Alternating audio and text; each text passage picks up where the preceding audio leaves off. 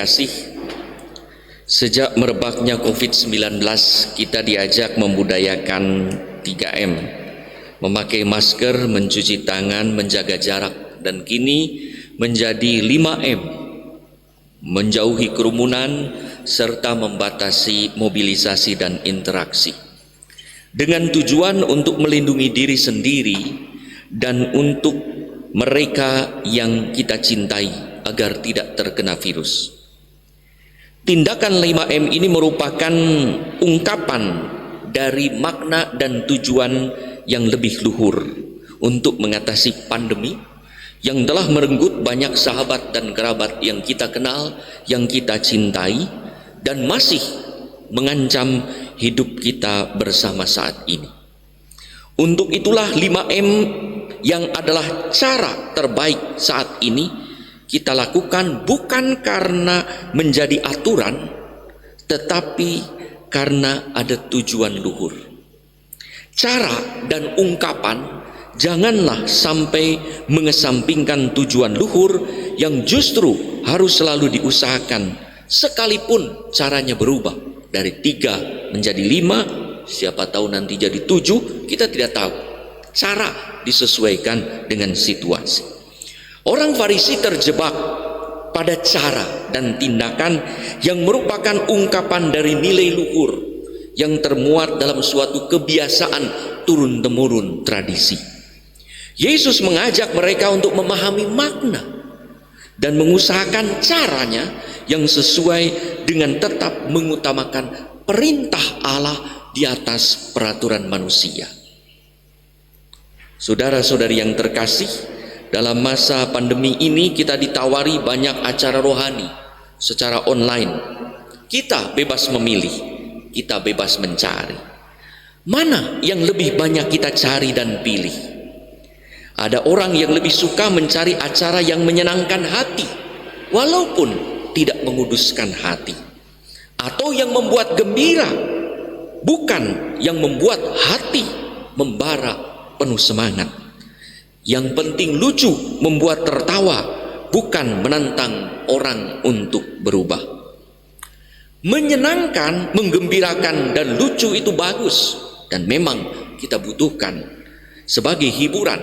Tetapi jangan mengesampingkan tujuan yang lebih luhur dari semua acara-acara itu yang harus kita cari, yaitu acara yang menantang kita untuk berubah, untuk bertobat, untuk menguduskan serta menambah iman dan komitmen Kristiani kita.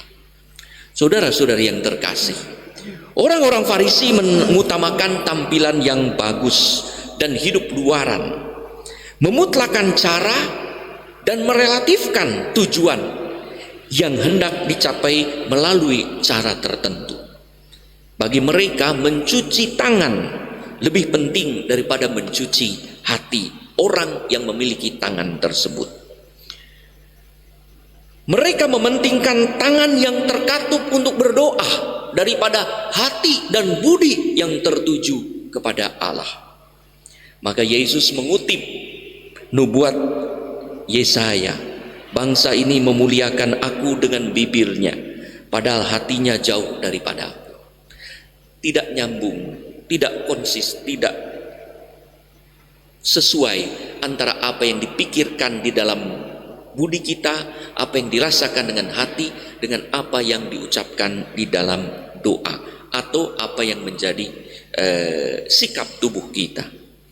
Menghadapi orang-orang legalistis yang mengutamakan penerapan hukum di atas kemanusiaan, dan menanggapi orang-orang yang agamistis yang meyakini bahwa bakti pada Allah cukup dengan melaksanakan aturan ibadah, Yesus menekankan pentingnya hati yang tertuju kepada Allah dan budi serta energi yang berpihak pada sesama. Kalau kepentingan Allah diabaikan dan hidup manusia ditelantarkan akibat perkataan dan perbuatan kita, akibat pelaksanaan hukum dan ketaatan pada aturan, maka semuanya akan kehilangan makna luhurnya.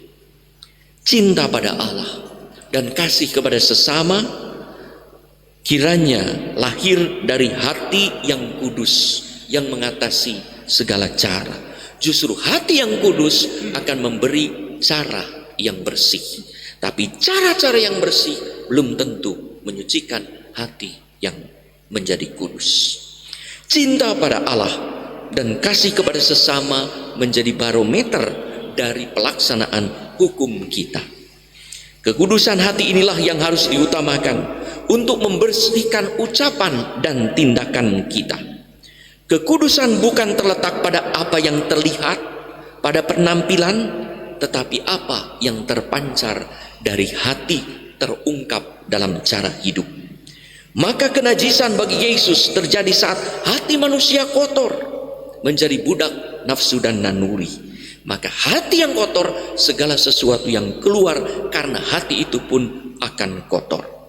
Yesus tidak melawan kebiasaan baik untuk mencuci tangan sebelum makan, tetapi ia justru mengajak orang legalistis dan agamistis untuk sadar juga bahwa mencuci hati agar kudus di hadapan Tuhan jauh lebih penting daripada mencuci tangan. Bukan sekedar bersih dilihat sesama, tapi bersih di hadapan Tuhan. Yakobus menambahkan bahwa kekudusan itu terjadi saat kita bukan hanya menjadi pendengar sabda saja, tetapi menjadi pelaksana sabda yang unggul. Kekudusan tampak dalam kemampuan kita mengontrol diri sedemikian rupa hingga hati tetap bersih, hingga orang tahu diri dan tahu batas, serta peduli pada penderitaan sesama yang membutuhkan. Saudara-saudari yang terkasih, mana yang lebih diutamakan oleh kita saat ini? Penampilan luar, cara-cara, atau kedalaman hati? Kedua-duanya penting. Orang harus memiliki hati yang bersih agar dapat membersihkan tangannya dengan sukacita, bukan sekedar menyenangkan orang dengan hati yang terpaksa, tetapi untuk melaksanakan kehendak Allah, yaitu memelihara, mengembangkan, dan menyelamatkan hidup. Membersihkan hati menjadi kudus sebagai pemurnian motivasi, dan mencuci tangan menjadi bersih sebagai pemeliharaan kesehatan harus berjalan beriringan. Harus kita usahakan secara konsisten.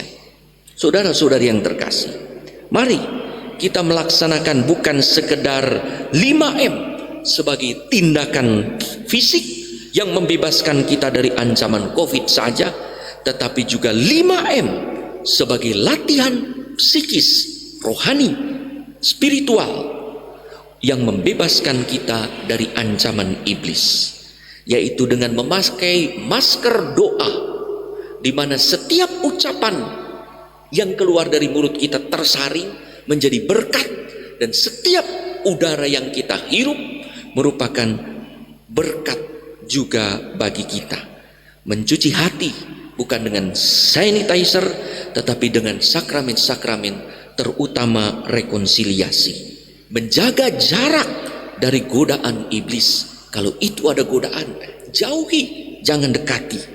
Maka yang keempat, menjauhi kerumunan-kerumunan jahat dan mengurangi mobilisasi dan interaksi yang berisiko melemahkan iman dan komitmen Kristiani.